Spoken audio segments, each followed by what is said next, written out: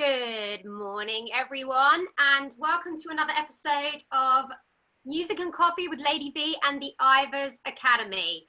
I've got some great guests with us today to discuss something I know that is something close to all of your hearts. We've got the lovely Maegan Cottoneas. I hope I said that right. Pretty much, yeah. Maegan Cottoneas. Thank you, Victoria. Paul Whalley and Fitzgerald over in Spaceland. So guys, I'm going to let you today actually introduce yourselves, and ladies first, I think. Thank you. Oh, I love being first.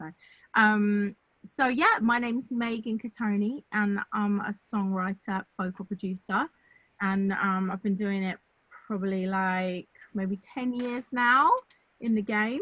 So I already know Kai quite well, and yourself, and Paul. We haven't ever met personally, but we have crossed paths recently. Yes, so we're all friends here. But, just a quick question. How long were you doing vocal production? Because I'm like about 4 years. Were you from the start, the minute dot, doing vocal production?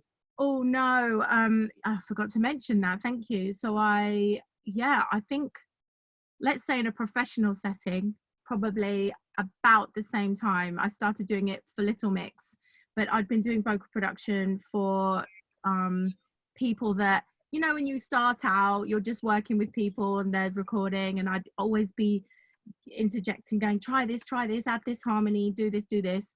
And as well as the engineering kind of came hand in hand. So it happened a little bit by fluke. So it was, it's been a great thing for me, really. I think we should definitely talk about that a bit more later on, because I think it's actually essential for any vocalist to be actually learning that and doing it and having a basic setup.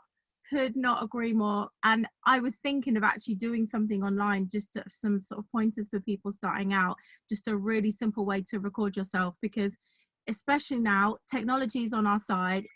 Things can work really well over Zoom.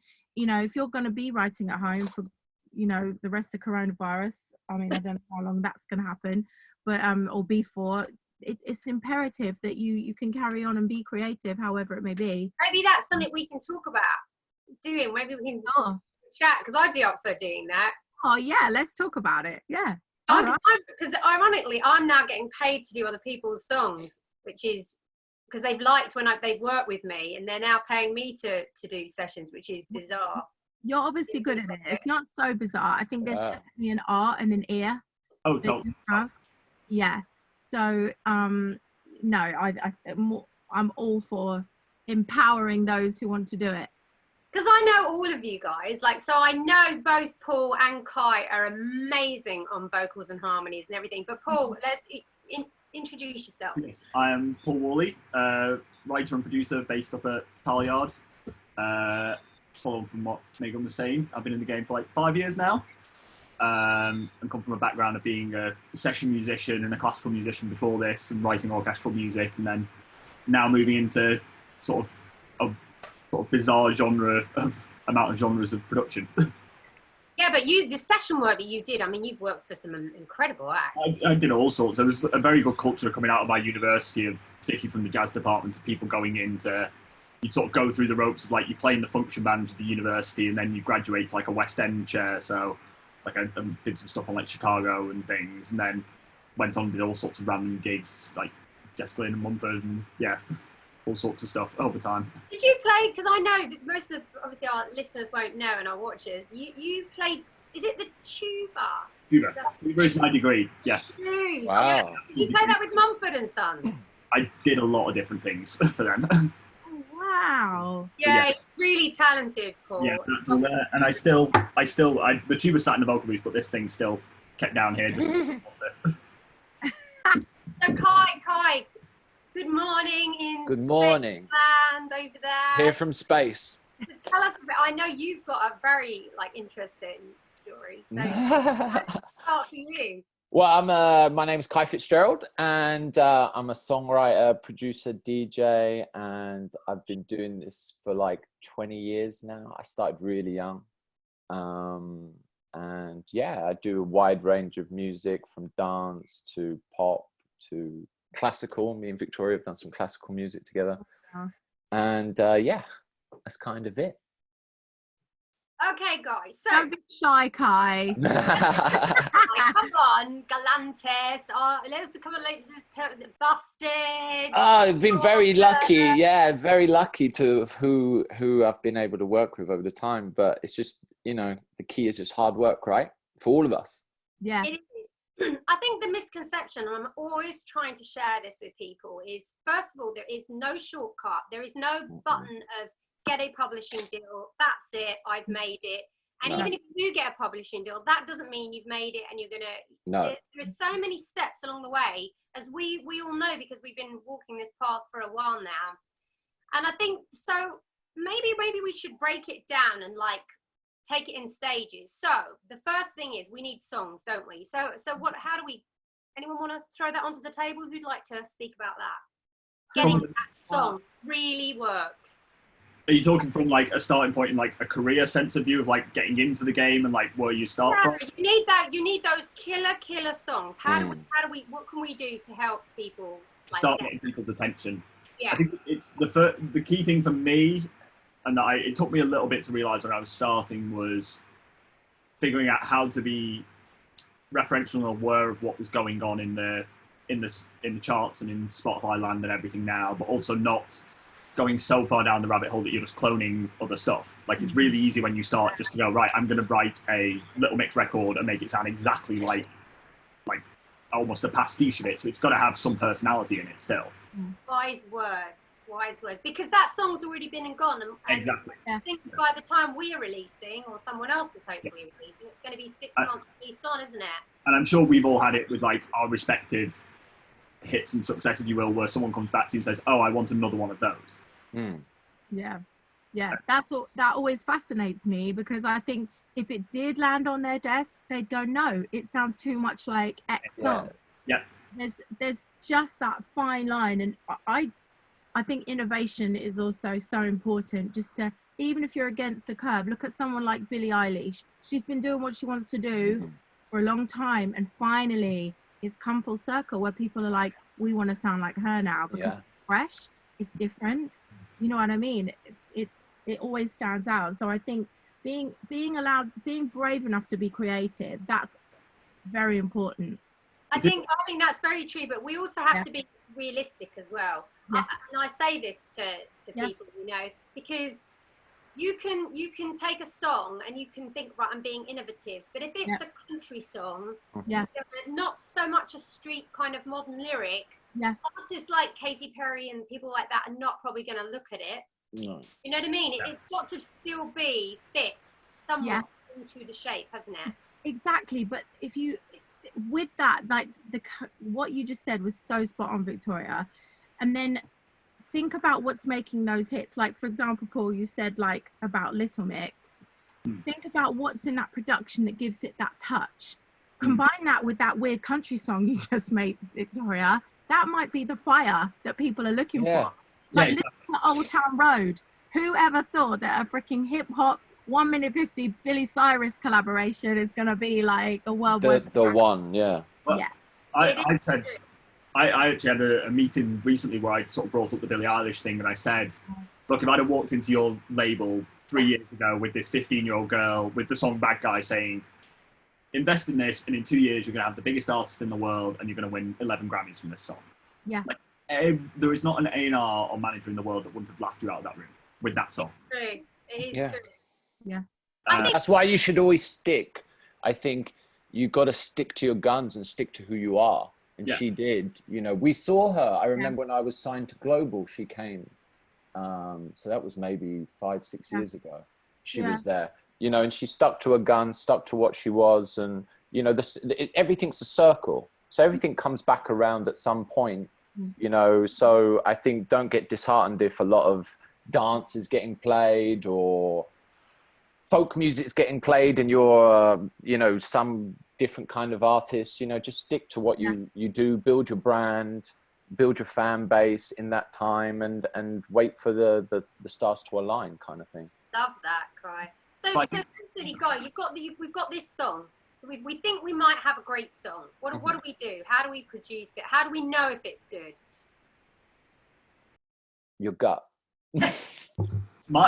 personally, my own metric when I actually, honesty as well. Yeah. When I write a good song and I listen to it like the next day, if I don't feel like I made it, if I don't feel like I wrote it, that's when I genuinely think it's a good song. I don't like disconnect. That's funny. That's really funny. Yeah. I always find, I think we've all had this instinct, like, you know, like people always say, do you remember where you were when JFK died? Like for the older generations. Mm-hmm. For me, it's like, do you remember where you were when you heard Genie in a Bottle? Do you remember where you were when you heard this song? Yeah. Yes, yeah. They've all got that feeling. It gives you that feeling. I don't know what it is. You're like, this is a hit. You've got to be real about what you've written, for sure. You've got to constantly critique yourself. I think that's important. Yeah. Constantly, don't get too much into what you're doing and thinking everything is amazing. Be your worst critic. You know, like, you know, all of us work together. You know, and like all of us have that same thing. Is like, is this the best it can be? Yeah. And don't lie to yourself and say, yeah, it's amazing, and play it to your friends, and they all think it's dope. Like, really ask yourself, is this like, would you bet your house on it? Because that's what a label has to do. You know, the guy, the A&R that takes it has to bet his job probably at the end. Are you sure, Kai? You sure they don't just release songs by their mates? Oh, yeah. Listen, I'm sure that 100% happens. But I'm just talking like in you know, for the, you know, to get your songs in through the mates, through getting around the mate ones, your songs have to be like this level to the mates level. They still have to be outstanding, don't they? Or something about them that you can't quite put your finger on. That's the thing. 100%. It always amazes me when you achieve that in the studio. But I mentioned this the other week. The song, you know, Robin Lerner and all those. So they wrote This Kiss, Faith Hill. I mean, amazing. That song, I think it could go around the world 5 times the amount of airplay that it's had. It's like one of the most played songs ever. Wow. It's phenomenal.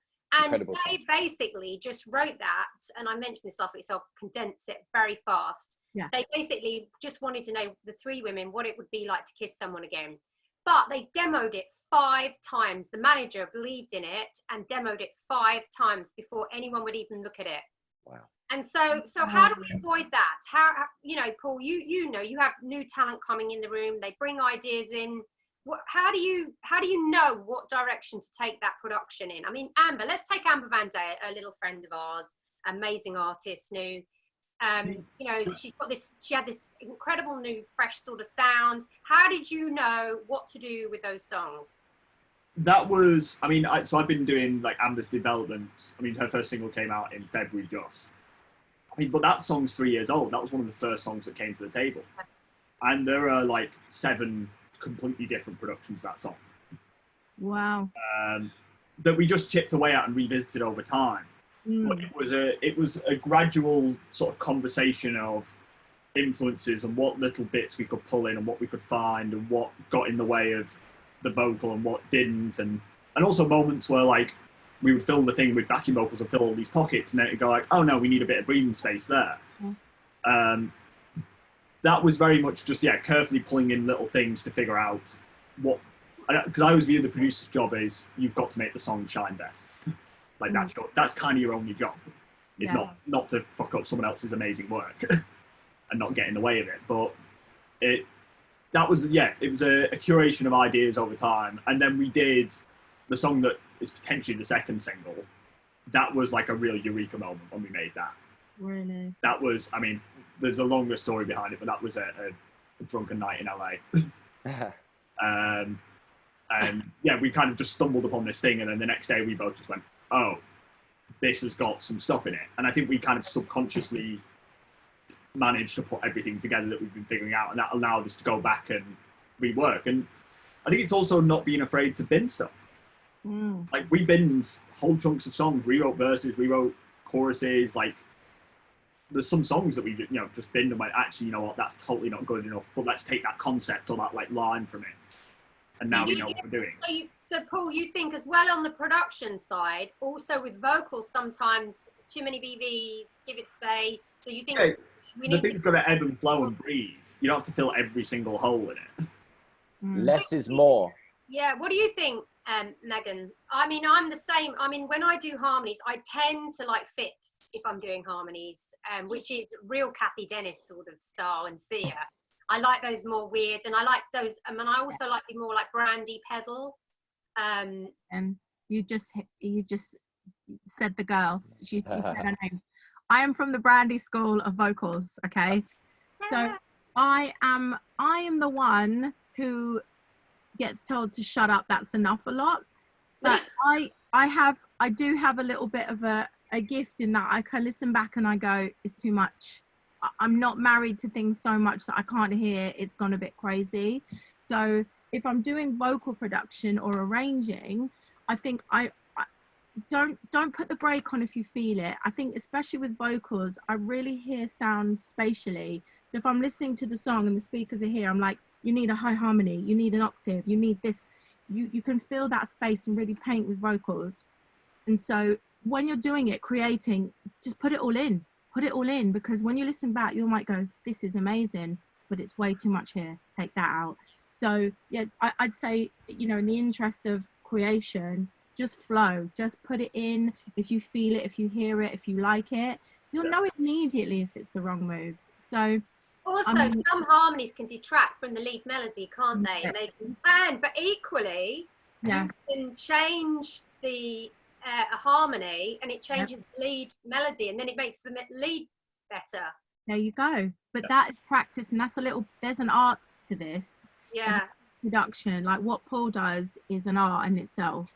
And even mixing, I don't know if people know this, but the way I really cut my teeth doing vocal production was with Little Mix from quite early on. I'd say album 2.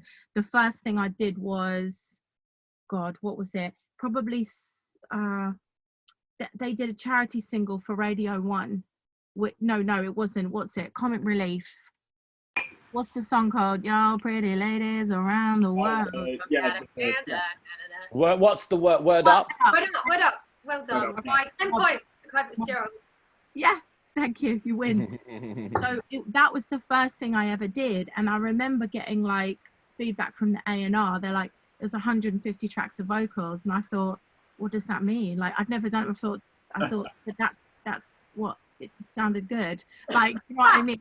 Just because it was just a sheet and all the girls wanted to sing, and you know, it was too much, no doubt, but like it sounded amazing at the time. So, you know, what did I know about 150 tracks? It's still probably something like that now, but that, you know, they all have to do 4 of each or whatever, just because you've got to give it to the mixer. And that's what I was going to say, was actually the mixing can transform what you do, because you're like, I can't hear that harmony, and that's the one I need up.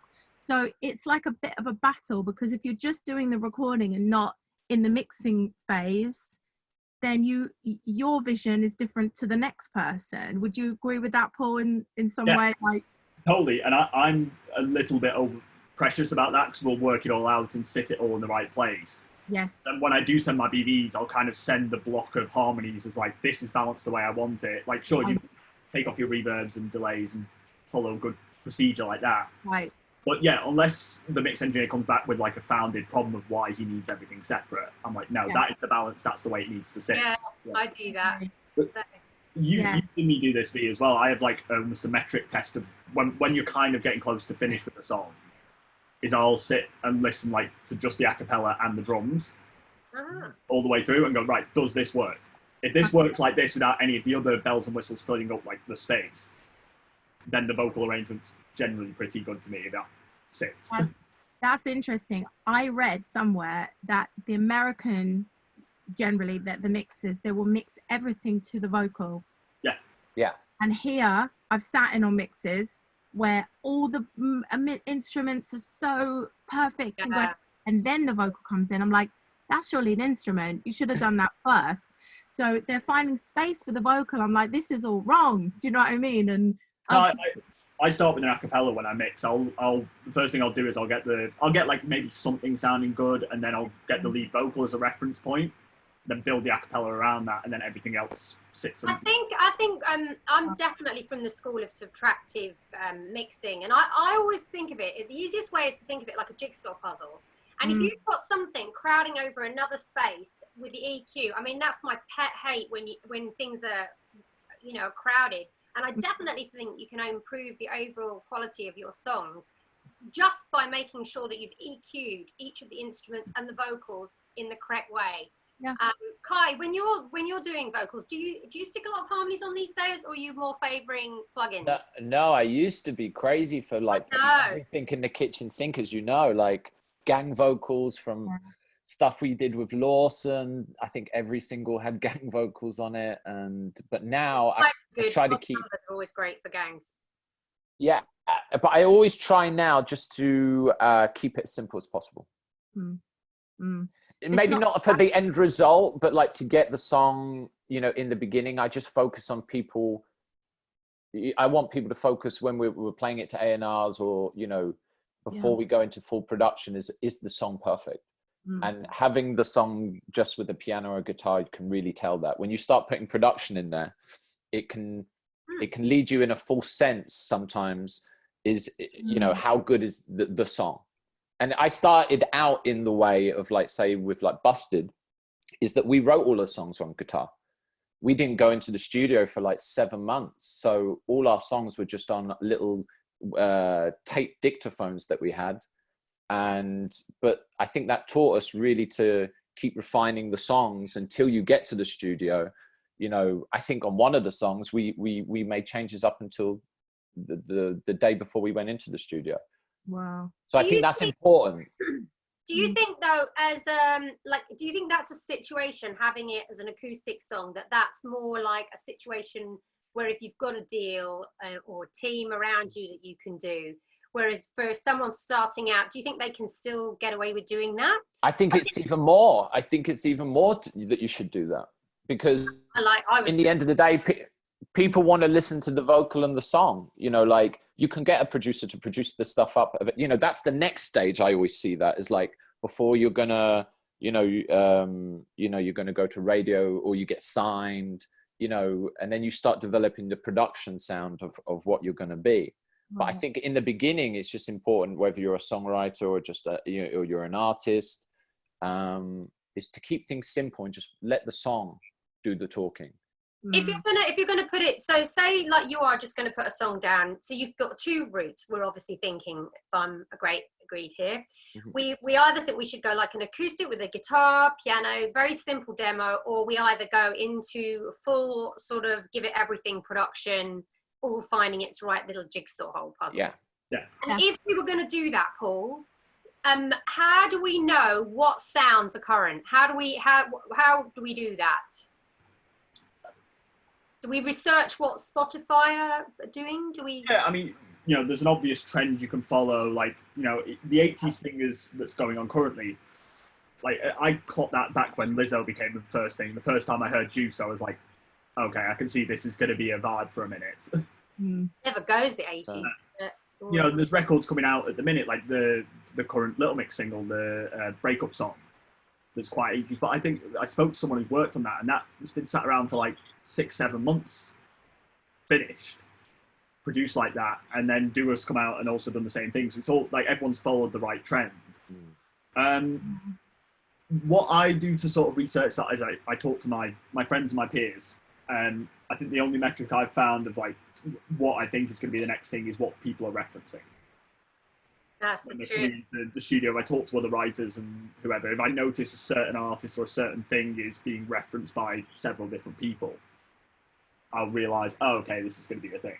Right. But if we don't have access to people, how would we know? I mean, it's so difficult for me to call this one, because obviously we've been doing it for a while.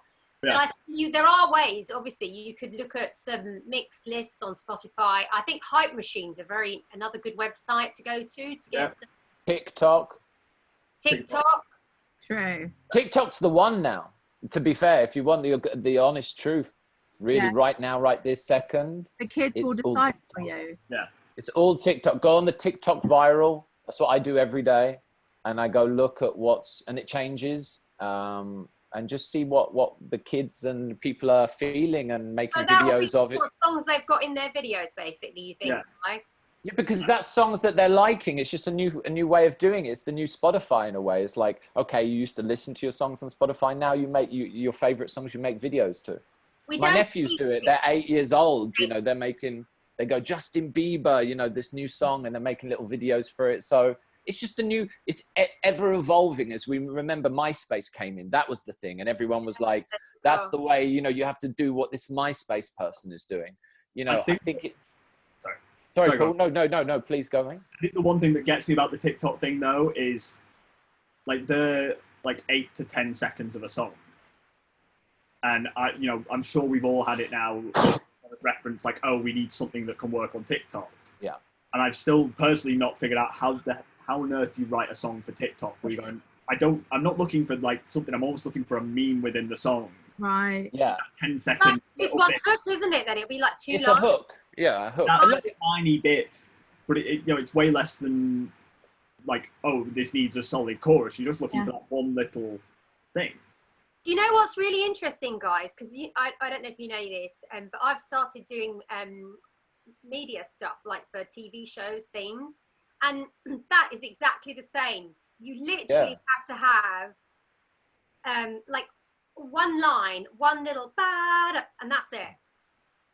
But I think that's a good thing because it grabs people, and we're in a day and age that's a kind of Coca-Cola McDonald's vibe. Yeah. That you have to grab the A&R within seconds. Yeah. Don't wait till 30 seconds, 40 seconds through the song. It has to be boom. And if it's not that now, I think it will change. You know, as we said, it all comes in circles. Unless you don't give a damn about that and you want to go your own path, which you still can do. But if you want to go 100%. the commercial route, this is 100% the truth. Yeah. You've just got to grab people real quick. Think of it as an advert, like you were saying, is that you need to engage that person straight away in your song. There's a saying, isn't there? Don't bore us, get to the chorus. Exactly. And what was it Simon Cowell used to say? Make your last chorus your first chorus. Yeah. Yeah. So what's that going to be in the modern day and age with TikTok then? I know. If you think with TikTok and the media stuff that you do, Victoria, it's more like, you know, the bang you said, or some sort of something in the production or a sound, or for TikTok, is it more like a lyric that people are like? I think it's both. I mean, like I did The Masked Singer, so that's literally who's there behind the mask. I mean, it's literally a little thing like that. And Takeoff was exactly take off, take off, take off. Oh, and wow. Just little hooks, vocal hooks. But isn't that what music is right now? Just little hooks. Little hooks. So maybe it's an amalgamation. But also I think the lyric has to be very, very relevant. Yeah. And repetitive. People's attention. It's almost like music's devolving. Yeah, it is. It's true. You have to make it like super dumb. Like if you make it super dumb, that's the way. Right, LA, dumb it down. Dumb it down. Hey, dumb it down. Yeah. I've got the antithesis at the minute. I'm getting to do some rock stuff where it's just completely bonkers, no rules. I like that. The weirder, the better. And it's like, oh, this is so much fun to just throw all this. Bring me in, Paul. Bring me in. I need some. I had one of the most spectacular discussions last week. I went through Universal and had to get to a BBC censorship team. I didn't know this till recently, that on Radio 1 you can't even imply swearing. Oh, wow. So, like, in Amber's swearing. Yeah, so we radio edited, we swapped the word shit for a shush. And Radio 1 were like, we won't play this, it needs to just be... What? So you can't imply it. So I then had to go through, because the opening lyric of the rock band's next single is, I remember the day you used to call me a loner, and now you're laughing off an inappropriate boner. And no one could answer, can you say boner on Radio 1? Oh my goodness. And she had to like go away and then call me back, and it turns out you can say boner on Radio 1. Wow. Who knew? That is so crazy. That's madness. The good thing about music is, here's the thing, and Julia Nedick is saying this, and I think you're right. It is. There are many paths for many people, and it might just be that person who sticks to their guns. I mean, look at Mariah Carey, Vision of You? Vision of Love. I knew it was Love. When I said it wrong, I was like, that's not right. But I mean, that was a beautiful, beautiful song, like a beautiful ballad. I mean, and then, I mean, so Mariah's had a real twisted career of you know, from these beautiful songs to then very gimmicky, and made it work for on all sides. And I think that's the thing, is you've just got to pick the way that you want to go, or maybe just experiment and try both ways. Yeah. Maybe it's worth doing that. I So think guys, go on, guys, you got this song. So we got this song. What do we do with it? Where did we get to? So the song, well, we've had it produced, right? You give it to Maegan to get it cut. Oh, no, you Yeah. don't. No, if I was doing that, I mean, I love it. yeah, I wish. You would never get time to do anything else. For me, okay, there's lots of different ways of this process happening. I think a lot of the time where I see the most success is that those writers or producers that have personal connections with the artists or the managers or the labels that can go, hey friend, I've got this song, have a listen, and you send it straight to them. Yeah. Because it will be heard. Yeah. That's true. Yeah.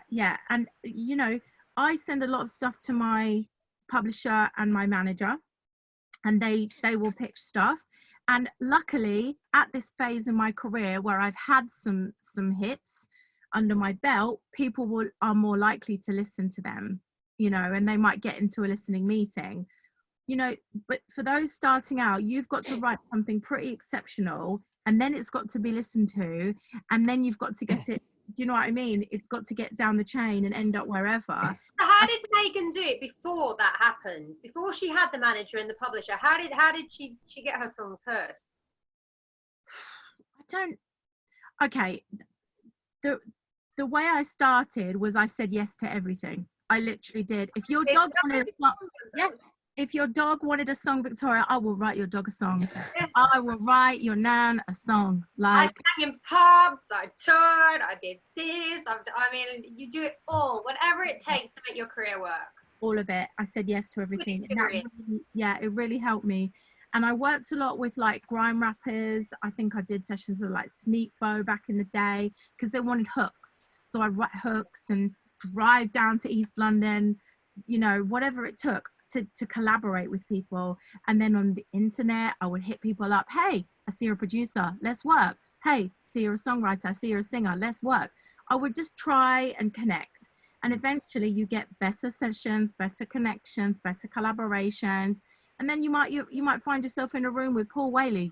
You might find yourself in a room with Fitzgerald or Victoria Horn, and you might go, wow. And then one of you might say, she's quite good, let's have you back. Hey, you should work with my friend, this person. So it really, be nice, you know, that helps. Yeah. Don't be a wanker. Yeah, fun. Make your sessions fun as well. Say that again. Fun. Make the sessions fun. Fun is key. Yeah, you want someone to ask you back. Yeah, we're not, remember this, people, we are not finding the cure for cancer or coronavirus. We're writing pop songs. Yeah. Also, I think you're right, what you just said there. There is, first of all, there is no shortcut. There's shortcuts for a handful of people. I know Christelle Inc. in America, who wrote Rihanna, Only Girl in the World. She really did fast track in. I mean, at 19, she was working with Beyonce and Rihanna, but she's incredible. She's like this. Oh my God. I mean, she taught me one of the most memorable things I've ever learned. I was in a session with her and Jack and Benny Blanco. Wow. And basically she went, oh my God, this is the truth, right? What she said to me, she was like, yo, Lady V, I love your lyrics. You got amazing concepts. She was like, but why do you dance like a little fairy on the beat? And I was like, what? She was like, yeah, she's just like over here. She could sort of slice through the beat.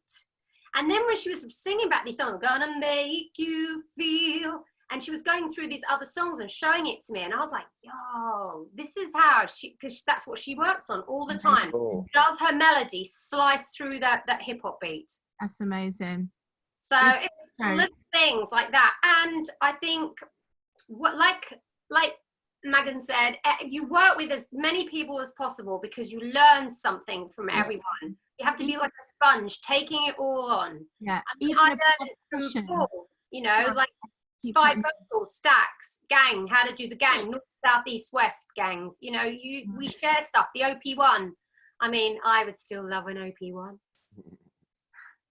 My one sat here, still slightly broken. Is it broken from overuse? Still slightly broken, yeah. Oh, one of the buttons is broke, but that's it. That is the most amazing. Kai, have you got one of those? Oh, what's it? Oh my! I've seen it. Yeah. I love this. The Swedish House Mafia thing. Don't do it, Kai. Kai will want one. They are so much fun. I love all that stuff. I think another good thing is to gather mentors as you go. So I've always been really lucky that I've had a key few mentors in my life that have kind of always been there, even to now. And you know, to soak that up when you're in the room with them. Correct. You know, from an early day when I was lucky, my first, you know, person I ever got to work with was Steve Robson, who's a legend. Yeah. And I just remember just staring at his computer the whole time of everything and bugging him as well, saying, what is this string sound? And, you know, we were doing a song called What I Go to School For at the time. And I was just like, how did you do that beat? And how did you do this? And, you know, constantly. And when I was signed to Red One, you know, I would ask him, how did you do that Lady Gaga sound? And how was this? And can you play me that sound? And when he'd play me, I'd freak out, you know, be like, wow, you know, and just to soak that stuff in. And, you know, people that have, you know, done incredible things and just try to soak it, learn it. And, I mean, yeah, it's also, it's not being afraid to ask. Like, you know, I'm sure we do, and, you know, even bigger writers will get it to a way bigger degree of, like, people hitting them up going, oh, can I send you a demo? Can I do this? You know, but the ones that I love are the people that hit me up and go like, oh, how did you make that? Or something specific. Or someone goes, oh, you know, to another writer, like, oh, I love that lyric. What was the thought process behind it? Like, ask a more detailed question rather than just oh, here's my stuff, have a listen. Yeah. The one, I got to be honest, the one that really bugs me is when people say to me, and I'm sure maybe you've all had this. So say like if I'm working, so Paul and I have just had a #1 with David Archuleta in America on the album chart. Amazing, congrats. Yeah. So, but when people say, oh, you should bring me in to write with David because then we'll have a hit. That kind of irritates me. I've heard that one. I don't need to bring you in to that session. Like, I think that's like, do you get that as well? Does anyone else get that? Yeah. I haven't had it so much. It's usually in a more like subtle way, like we should write together. Like, I'd love to work with you, which, you know, is flattering because obviously they want to work with you, but, you know, I want to work with you though. Yes, we can work together, Victoria, because we want to mutually. Do you know what I mean? Awesome. Yeah. Going back to what you were saying at the start of this sort of point, Maegan, when you have, I think finding a contact is really key. Yeah. One thing I started doing when I started to build up those, I mean, and this is something I talked about this on one of my BBC introducing panels. I got some of my first label contacts from LinkedIn. Like A&Rs all the A&Rs have LinkedIn pages, and they all have their email address on there because they all want to network with each other. But no songwriter goes on LinkedIn to look for it. If you want to find out a universal A&R's email address, I guarantee it's on the front page of his LinkedIn. There is going to be a new way. There is, guys. Actually, I can't talk about it just yet, but I've just been taken on as a is it beta or beta?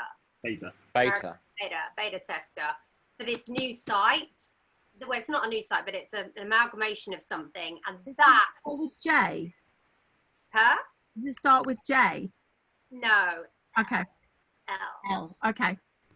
But that is going to be opening so many more doors for new writers and stuff, and I will be sharing info about that when I'm allowed to. But and in fact, guys would probably all be interested in it, and I should connect you with the person.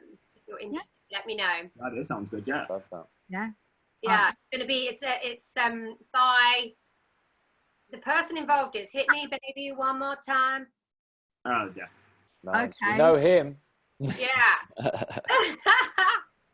Anywho, we've got Elvis Costello, right? The god of songwriting. He is the god of songwriting. We're finding our contacts. Yeah. And I love that. It's just about the hustle. Like even Diane Warren, you know, who wrote countless hits. I won't even start listing them. Just Google them if anyone's interested in listening, but or looking at them. Phenomenal discography. Yeah, like I can't even begin to imagine having that kind of list of hits under your belt, but she threw a demo of Hello over Lionel Richie's wall. Really? I've heard that one, yeah.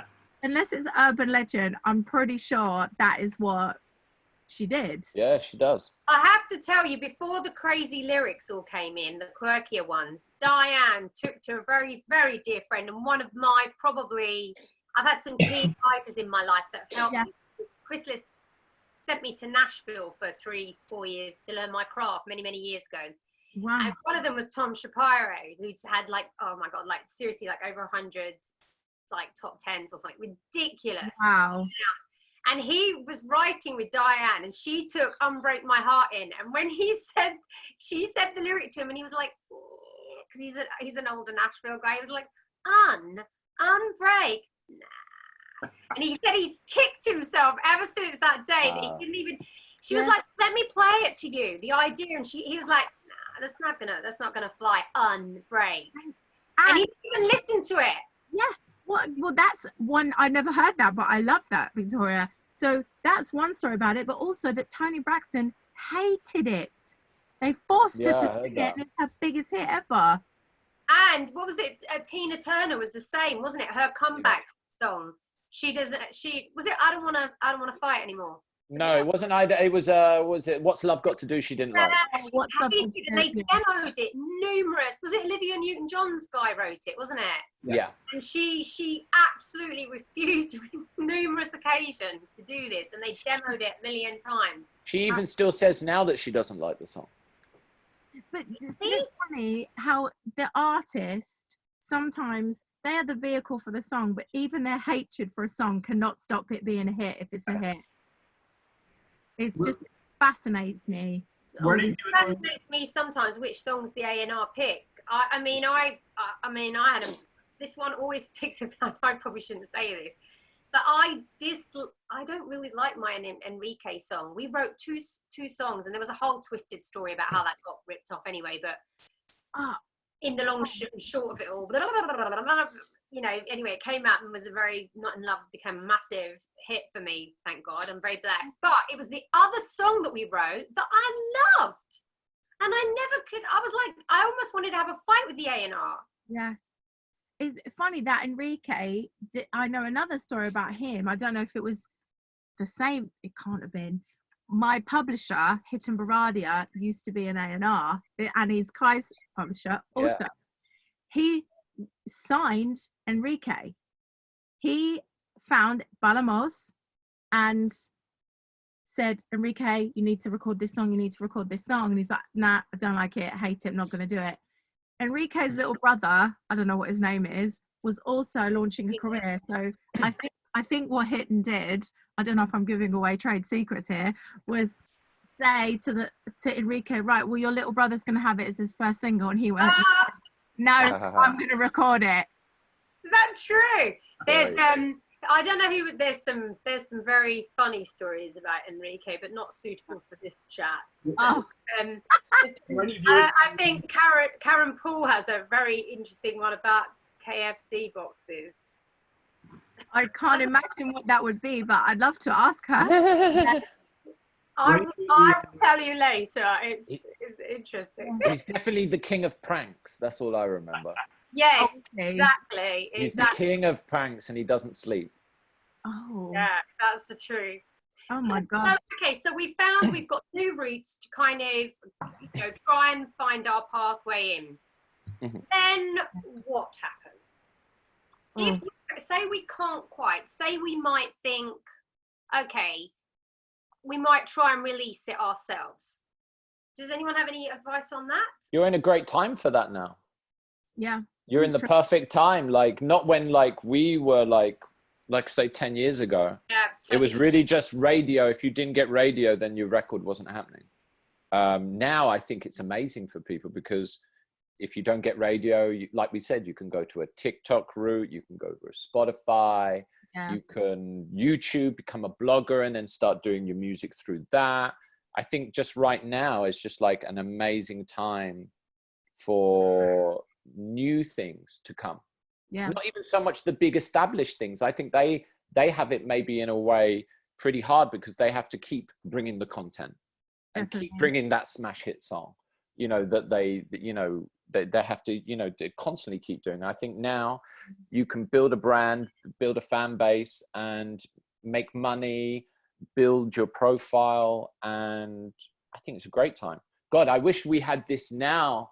Like in 2000, it would have been so different, because there was only one way then. It was get your demos done, go to an A&R guy, maybe go to the 7 labels that were around at the time. And if you didn't get a record deal, you were pretty much done. I mean, can you imagine, Kai, when we started out, like, you know, just if we'd have had like the social media now, I mean, it would have been different. It would have been completely different. I think my umming and ahhing of an artist career would have just taken its own natural routes. Because you can do what you want. You're in control, you know, whereas before, really, you were beholden to other people. Now you can go make a record in your room. You can get good with Logic on YouTube, learning it. We didn't have any of that. I remember when I was in my first band, we had a little Boss 8-track that would burn CDs barely. And that was how we recorded. I love it. Guys, this is a really interesting question, actually. Now, I know, Kai, that your career is extensive and you've done extremely well for yourself, but you've now decided to go down the artist route. And I think for a lot of us, that's always that thing, because if you are a genuine artist, writer, creative, there is that kind of streak of us in that kind of what we're doing. So do you think that's important to do both sides, Kai? I made that decision because I took myself out of it. I had a record deal in like 2010 or 12. And then after that, I just decided to focus on writing for other people. It was actually a mutual friend of ours, Victoria, Gary Clark and Maegan, who gave me that advice, who's always been an artist. And he then made the transition into writing and producing for other people. And I just dedicated myself for 7 years doing that. And then I was in Ibiza last year, seeing the awesome Armin van Buuren, and I was just hearing a lot of my songs being played, and I thought, do you know what? Why don't we do this? Yeah, exactly. Why not? So we made a record, and we're just about to sign a record deal, and yeah, it's fun. We worked with Paul as well, so we're all cross-pollinated here. 100%. So, you know, I just think that side of it's been fun. You know, it's different from a songwriter sense, is because when you look at Spotify as a songwriter, you're looking for really high streams. Your song, you know, as we all know, you know, it needs to hit a certain, you know, peak, you know, to financially make sense as well as a songwriter. We need radio. When you're an artist and you get 100,000 streams or something, and you're like, what? You know, like you're going crazy, you know. And me and Laurie constantly laugh at that, you know, and it's been fun. It's, you know, to try, you know, just do something that you just want to do and you're not aiming for something. So Maegan and Paul, are you considering doing things?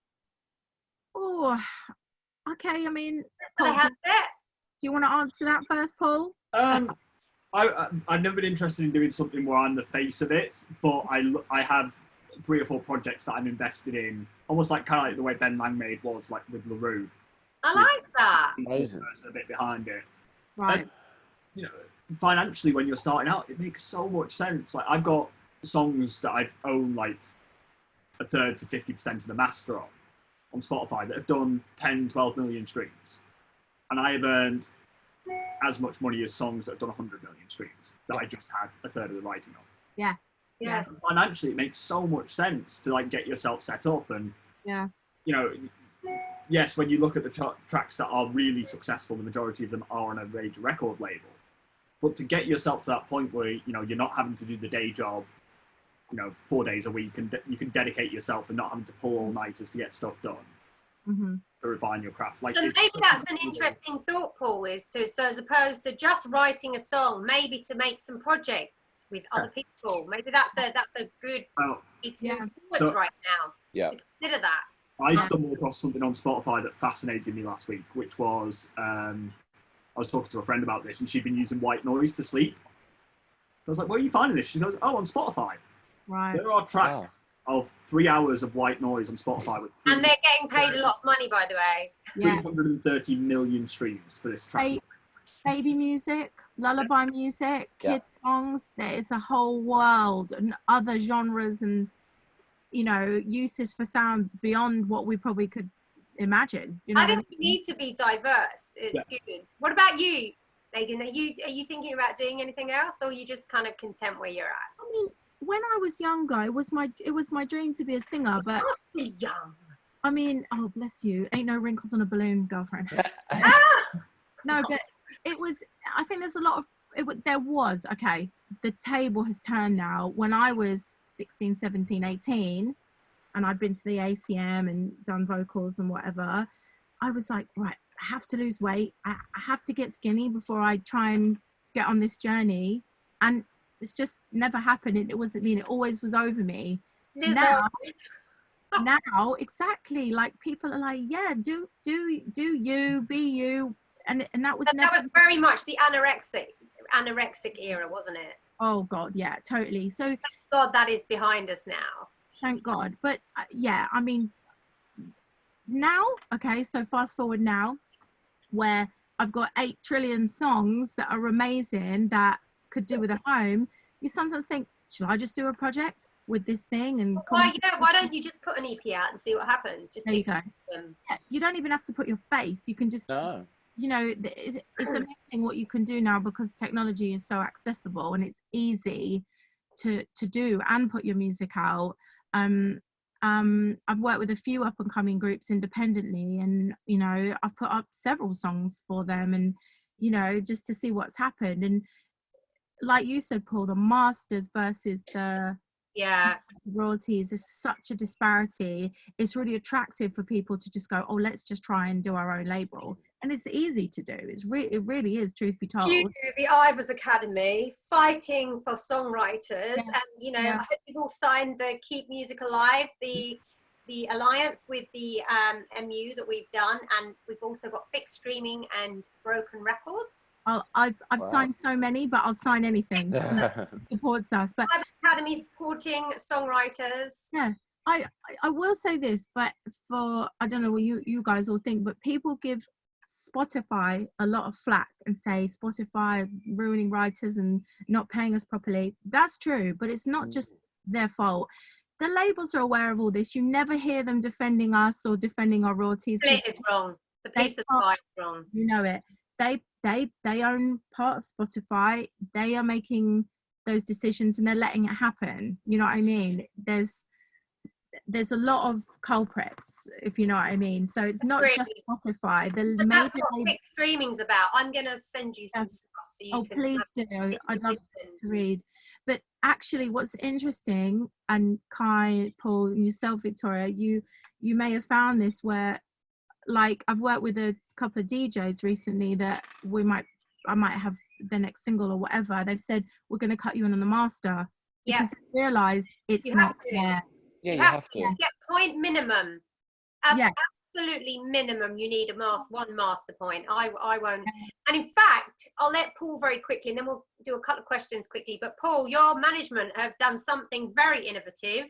Yes, and it started off as a conversation just between me and Will one night, and then kind of expanded out of insisting on writers having a fee that's a minimum of 20% of the producer's fee. Yeah. On top. Wow, that's amazing. Because I've come across the scenario before, and like when I've had a big enough fee, I've paid the writers for their time out of my own pocket. But you know, this place ain't cheap to run. Like, you know, there's a certain overhead that I have to achieve to get to that point.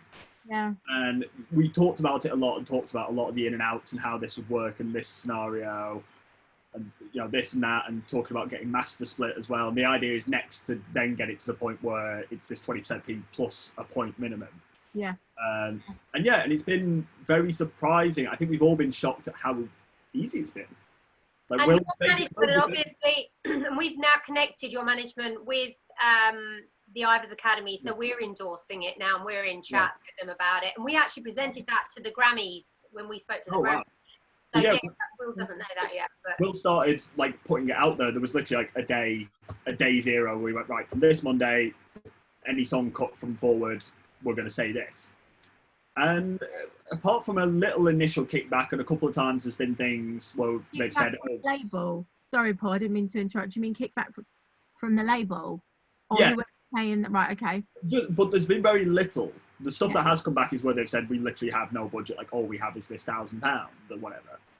But us as, and this hasn't happened with a major, and so far the majors have all agreed to this. No one's argued against it.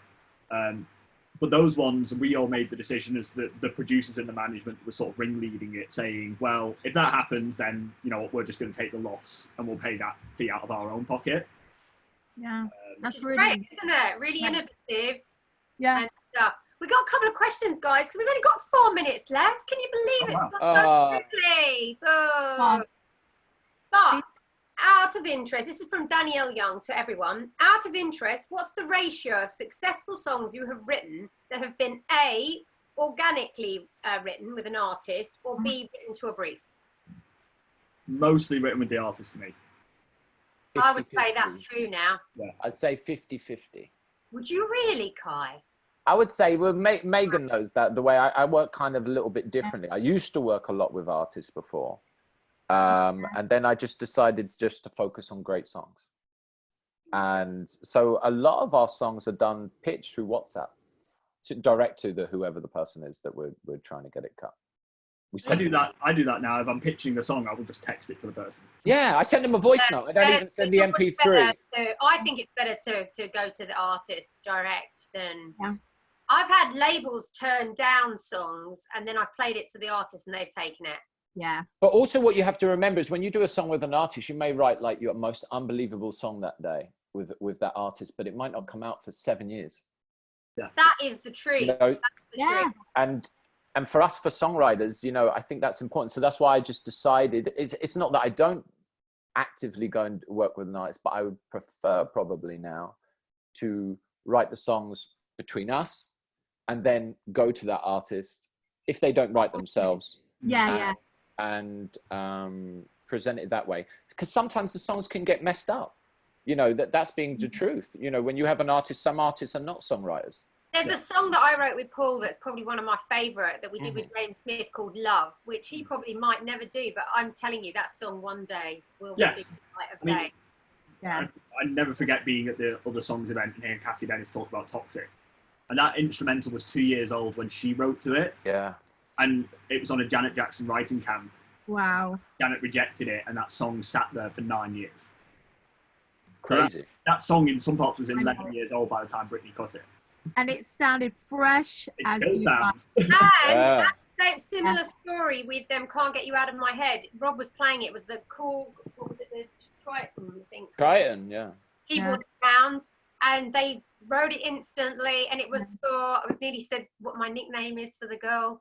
That's really bad. Sophie Ellis Backside. I normally call her.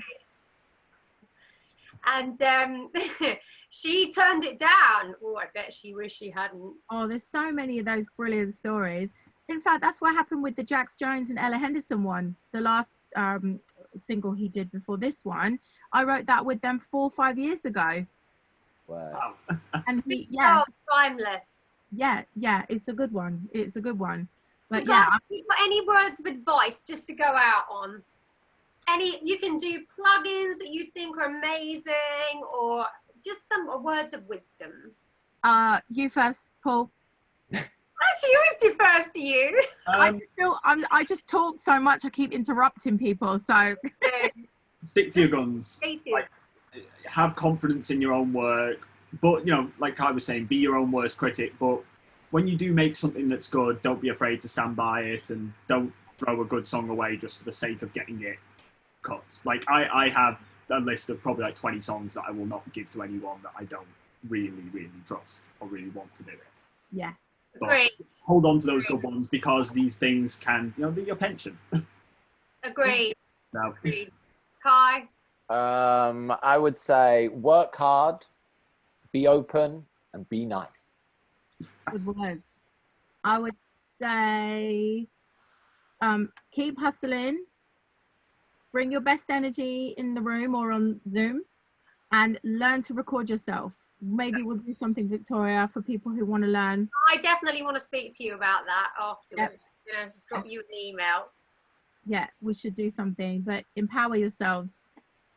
And my words of wisdom will be, watch us next week at the same time for more words of wisdom. Thanks very much, everyone. See ya, guys. I could sit and talk to you for hours, guys. I loved it. Thank you.